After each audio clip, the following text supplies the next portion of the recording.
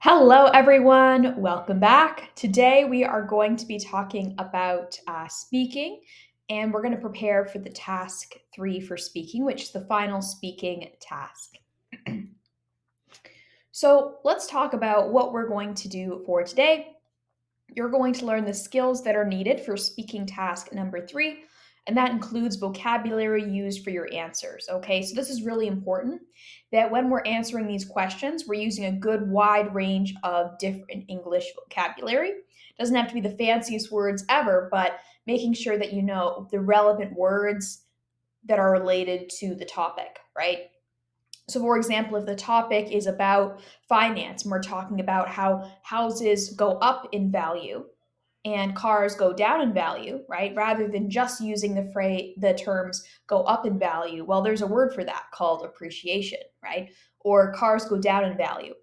Well, that's the same as saying cars depreciate in value over time in general, right? And so making sure that you use the proper language, right, for whatever you're talking about. And you can also say goes up in value, goes down in value, but let's switch it up a bit. Let's not always say that and never say the actual the word, right? And so making sure that you have a good vocabulary in general and that you use that vocabulary where appropriate to the best of your ability, that's going to really help you for this task. So that's a big one that we're going to talk about. The next one is we're going to talk about how to answer sample questions. So I'm going to have some sample questions for today that you might see as part 3. And also we'll talk about how to actually structure your answers properly, right? Because the main thing that I often see with that I've seen with ESL students across the board with that they struggle with this, it's not that they don't answer the questions correctly. It's that their answers aren't structured properly or their answers aren't quite enough, right? There's not quite enough there for the examiner to go off of, right? So, for example, if you're answering any of these questions with just one or two sentences, most likely that isn't enough, unless they're really long sentences, but that also might lose you some grammar points because then maybe you have run on sentences. And we also don't want run on sentences. We want good, coherent speech that makes sense, is the goal. Okay. So let's talk about that. So basically, speaking task 3 will ask you a series of related questions about a topic from task 2. I'm actually going to use different topics for these examples than I used in task 2 just to mix it up a bit. But oftentimes you are asked about the same topic from task 2. So, some examples, it could be about a place where you live, it could be about a certain business model, could be a law you would want to implement, could be a meal you enjoy, a bad experience you had, etc. This is certainly not an exhaustive list. And what do I mean by it's not an exhaustive list? It's not like these are the only topics you could be tested on. These are more just some examples to kind of get you a feel for what types of things you could be asked potentially for part 3.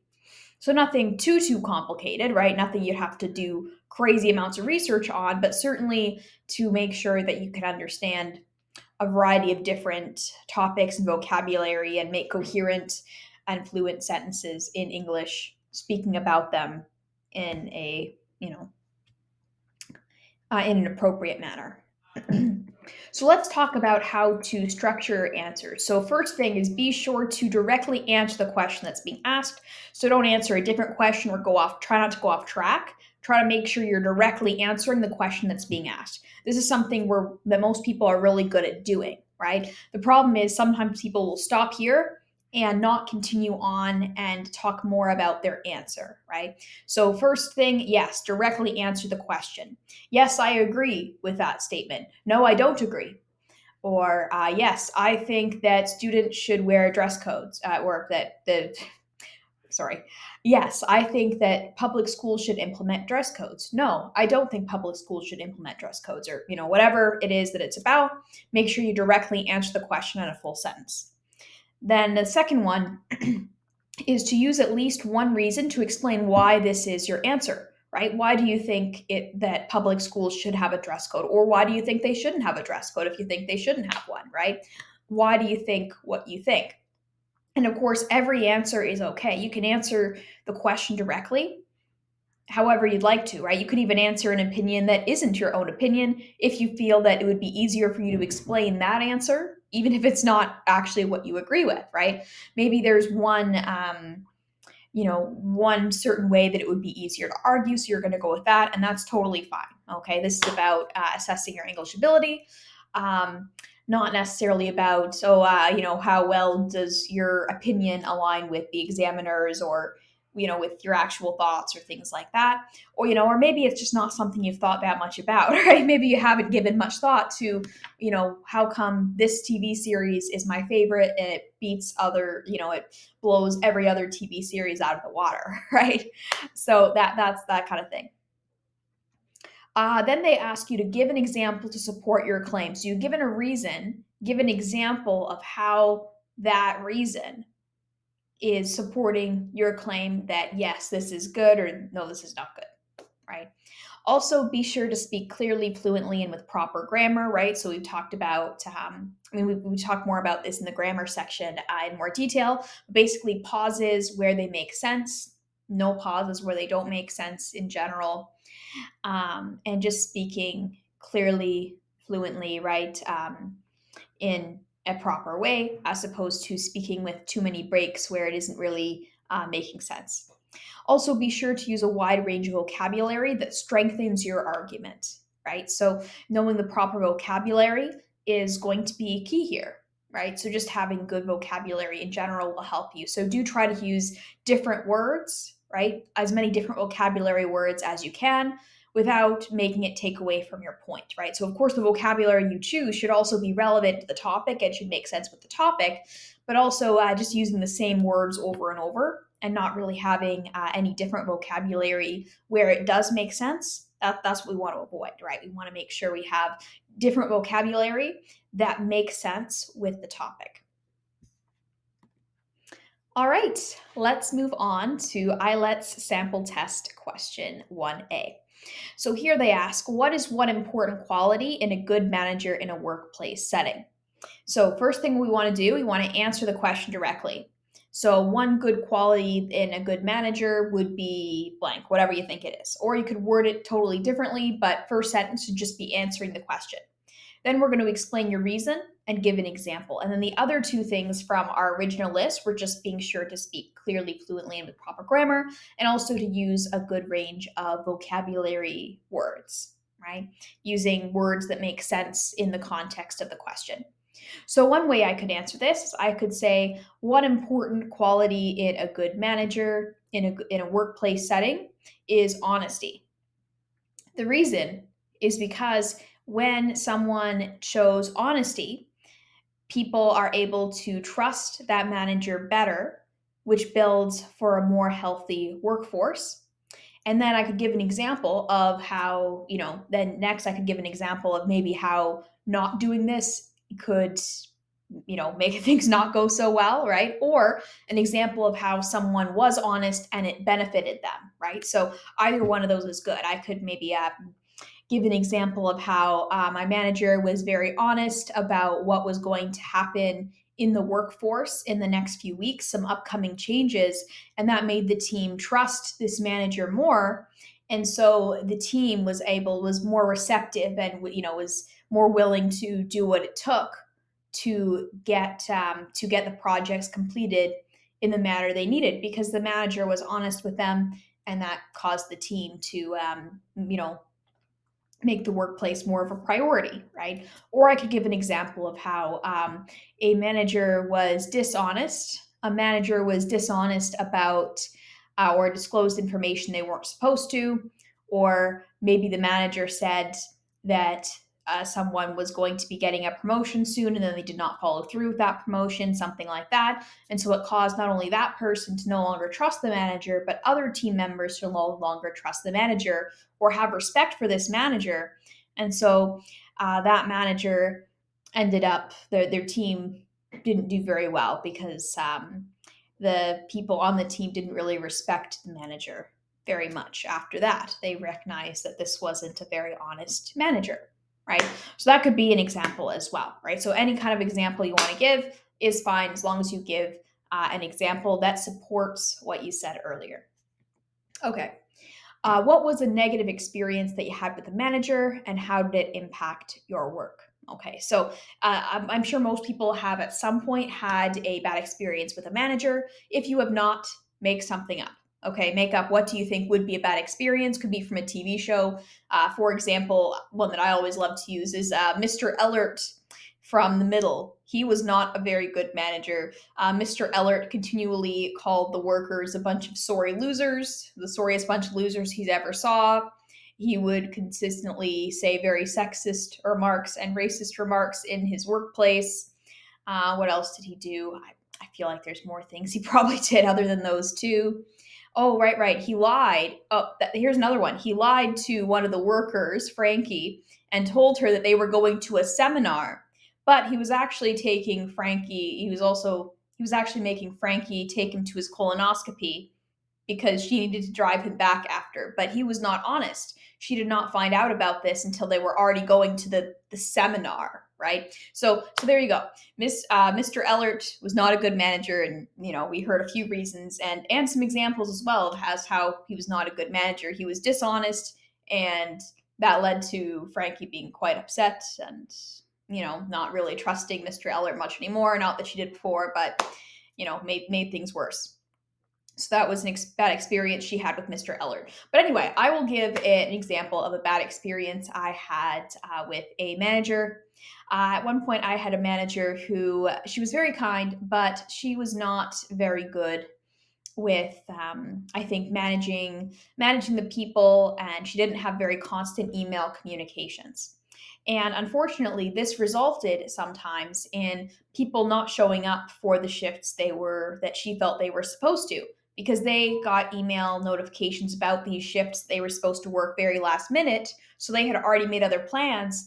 And so then the people had to switch shifts or kind of change things around to make everything work. Not everyone always showed up for their shifts for that reason. And so that impacted the work negatively because not everyone showed up when they were supposed to be there because the schedule was given so last minute. So people made other plans, understandably.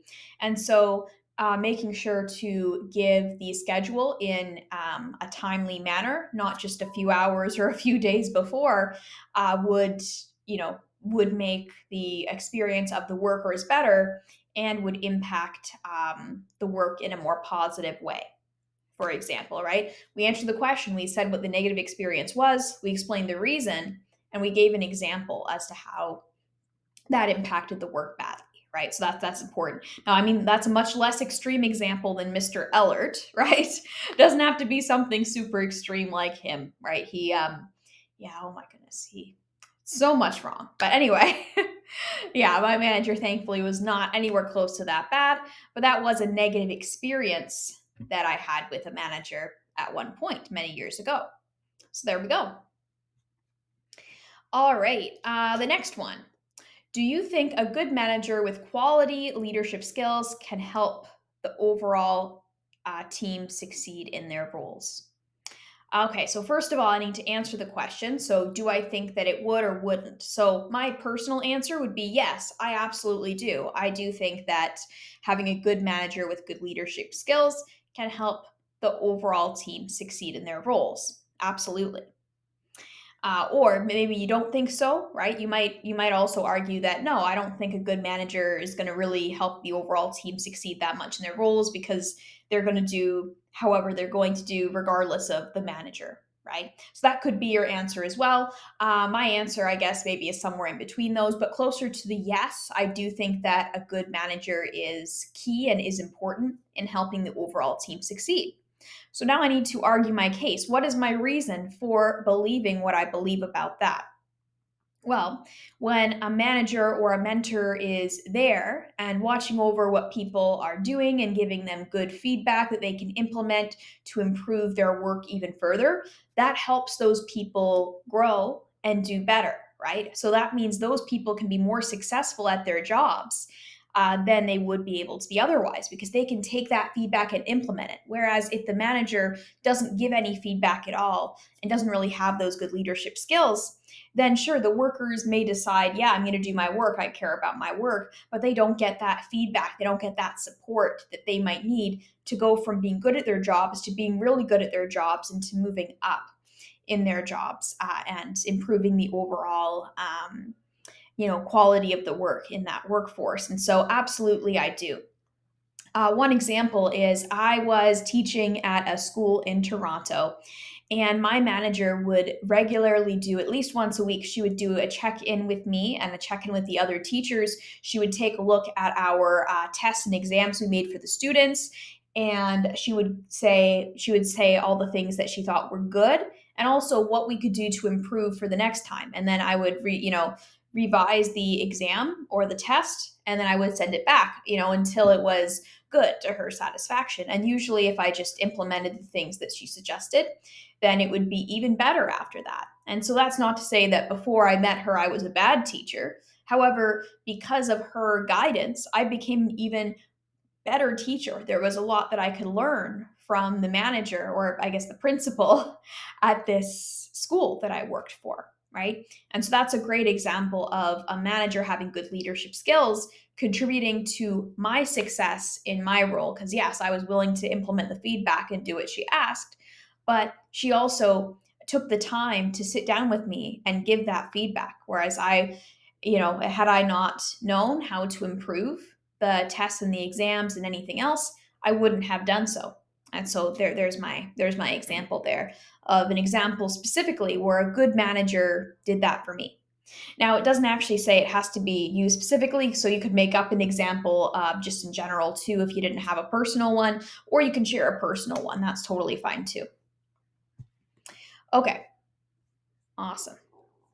Let's move on to the next one. It says, do you think that public schools should implement a dress code? Why or why not? Okay, this might be a controversial one, but I do want to say either answer is okay for the purposes of this test, as long as you give your good explanation and good reason for it and an example. So, my personal thoughts on this is no, I do not think public schools should have a dress code. My reason for thinking that is I do not believe that the government should be telling students what they can or cannot wear in order to get their education. I believe that students should be able to get their education regardless of what they're wearing, and that sending them home or telling them they must get changed if they do not dress the way that the government wants them to dress is not appropriate. I don't think that is appropriate. I'll give an example. There's been many schools over time, but I'll give an example from my high school. At my high school, sometimes the teachers, and nothing against the teachers at the school, they were just doing their jobs. But because of the school board's dress code that they implemented, some of the teachers and hall monitors would sometimes send students home for wearing clothing that was against the dress code. This would cause the students to miss some of school that day or the rest of school that day in some cases and not get their education simply because of what they were wearing, right? They were wearing clothing that did not match the school dress code. I don't believe that the clothing a student wears should matter, especially if it's a public school. I do not believe that public schools, that are run by the government that we are funding with our tax dollars, should be telling students what to wear or what not to wear. I don't think that's appropriate to control that, to control what students decide to wear. So those are my thoughts on that, right? And I answered the question. I said, no, I don't think they should. I explained my reason why not, and then I gave an example of why that's not good, right? Why, how could implementing the dress code, or yeah, how implementing the dress code can be not so good. Now, that said, here's another sample answer someone with the opposite perspective might say. Someone with the opposite perspective might say, yes, I do think public schools should implement a school dress code. I think this because school is a formal place and there should be standards as to how people should need to dress in formal places such as schools and in the workplace. And when people don't dress the way that we want, then the school gets a kind of a bad reputation. Some people don't like that. Basically, some people don't like or agree with that. There's some schools that don't implement dress codes, and some of the students dress in ways that are not for the professional world. Right? That could be what someone would argue who does not agree. Although actually, I'm not actually sure what that, I should probably do more research on this myself. I don't know if that's really the argument they would make or not, because that is not the perspective I personally hold. But regardless, you can have any perspective that you happen to have or that you think would be easiest to argue and talk about. And yeah, that's that. Awesome. All right, the next question is, do you feel the same way about private schools as you do about public schools with regards to dress code? For me personally, no, I don't. I think that if a or if a private school would like to implement a dress code, that's their right to do so. No one is forcing you to attend a private school. I think private schools should have more more freedom to make their own rules because it's not the government, it's a private institution doing so. I still would not implement it myself. If I ever ran a private school, I would not personally have a dress code, but I don't really take issue with private schools implementing a dress code the same way I take issue with public schools implementing a dress code. My example of why I feel that way is that there's certain private schools that have a specific dress code or even a dress uniform. And if people do not like that, they do not have to go to that school. They can go to a different school. No one is forcing anyone to attend a private school, whereas people are forced to attend public schools, right? The government says you must attend some school, and here's the schools that we have.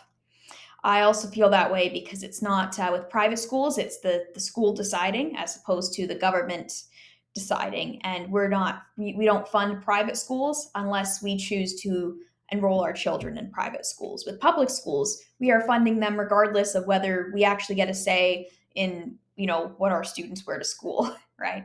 So that's my take on it personally. But someone might not agree. They might say, no, I feel the same way. I think that whether a student attends a private school or a public school, um, that either the dress code, there should not be a dress code in either case, or maybe you feel that there should be a dress code either way because school is a formal place and people need to behave and dress in a formal manner because school is a formal place. So, they should need to do that to hold a good reputation to the school, for example, right?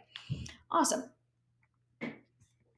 All right. And then it says, do you think the public school system or the private school system is better for society? Right. In other words, do we think that if we could just choose one, which one would I choose? And actually, I will be honest, I think it's good that we have public and private school options. However, if I had to choose just one that had to be implemented and the other one couldn't be, I would say the public school system, personally.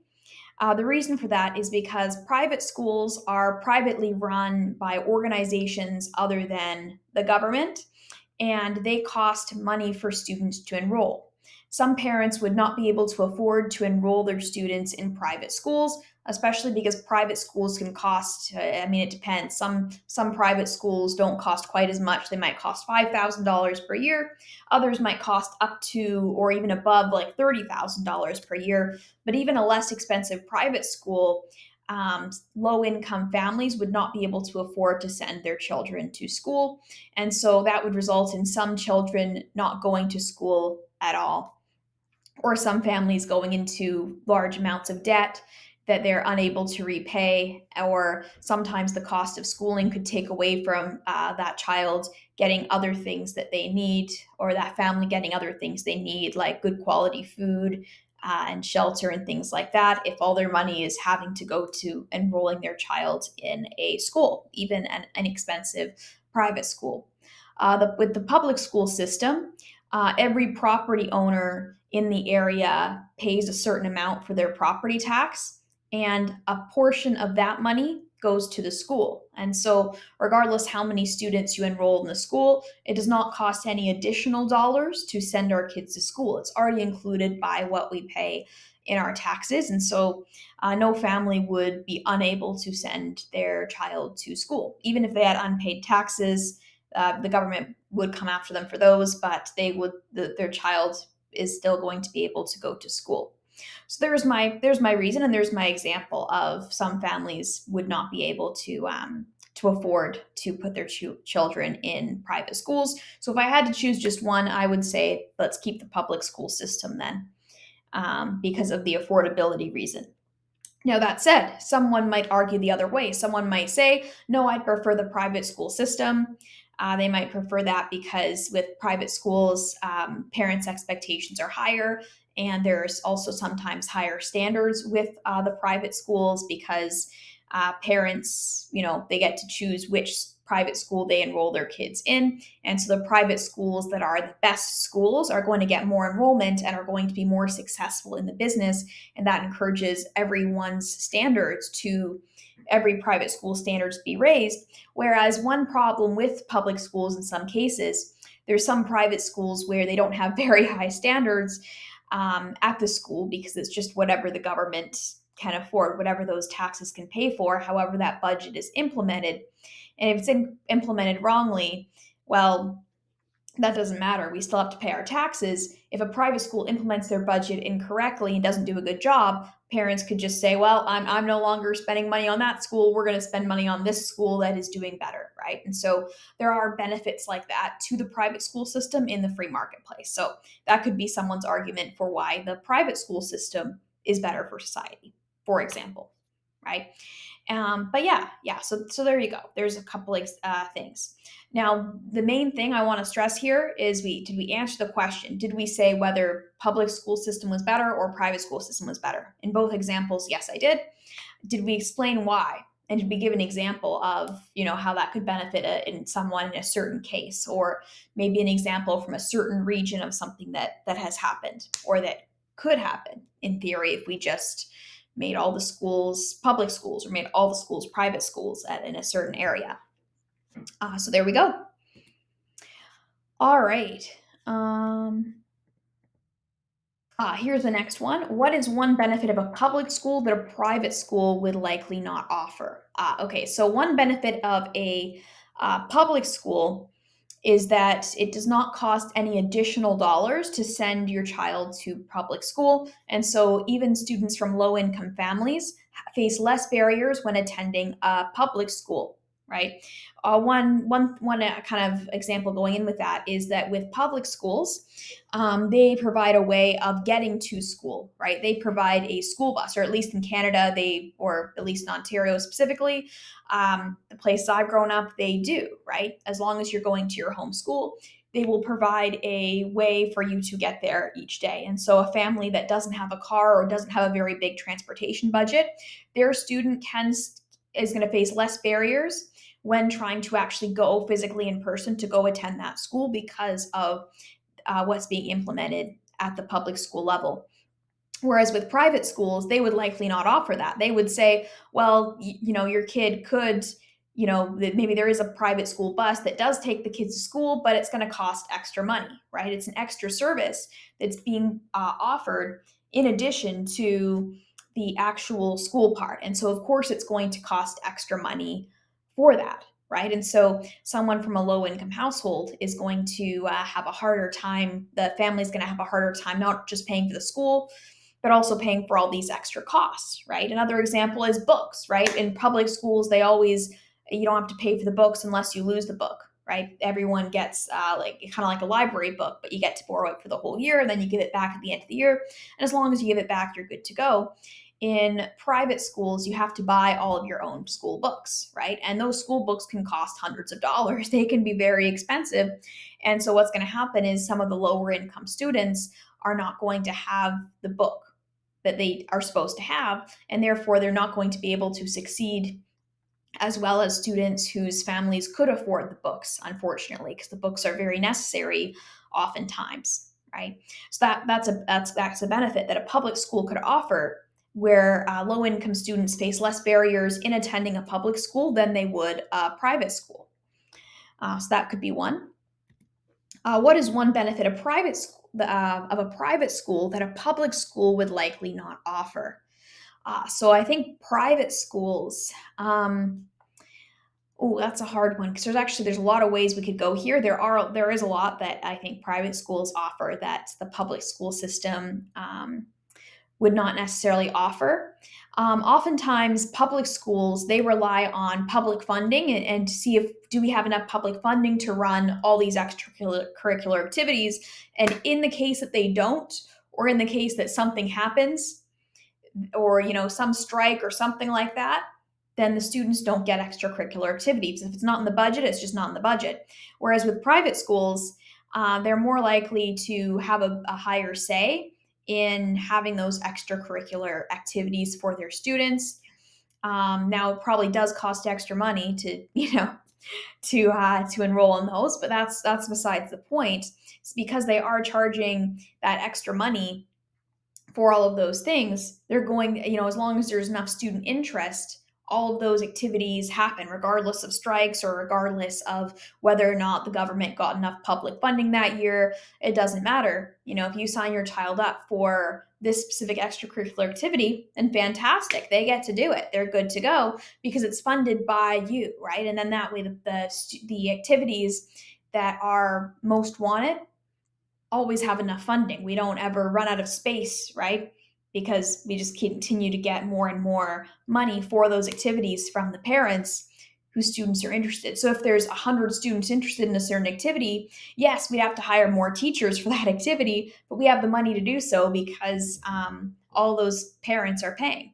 In a public school, if we didn't get enough funding, well, too bad that 100 students were really interested in this extracurricular activity that they might have really enjoyed and that would have helped them with their university and their applications for universities and colleges. Well, too bad they don't get it because there just wasn't enough funding. And so being too dependent on public funding can have its drawbacks sometimes, or can lead to lower standards at these schools. So that would be one benefit a private school would offer that a public school wouldn't, is, which I guess is another free market benefit, I would say. But there we go. Main thing is, did we answer the question? Yes, we answered the question. Did we explain a reason? Yes. And did we give an example? Yes. Those are the big things you have to do. Okay. So now we can answer questions for IELTS speaking part 3 effectively and efficiently. So before we go, some quick tips that I can't stress these enough. Make sure that your spelling, or I guess spelling, we're not writing, we're speaking. So spelling doesn't matter. My apologies. But that your grammar is correct and proper. Okay. Also, make sure you're speaking clearly and fluently. Making sure you're using not popular, proper vocabulary for all of these questions. Good vocabulary.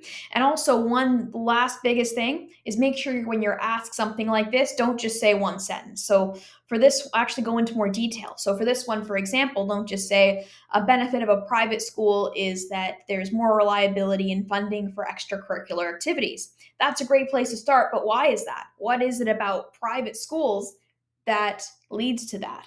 What's an example, right? Perhaps at a public school, a certain club that a lot of people wanted to do didn't get enough funding, so it didn't happen.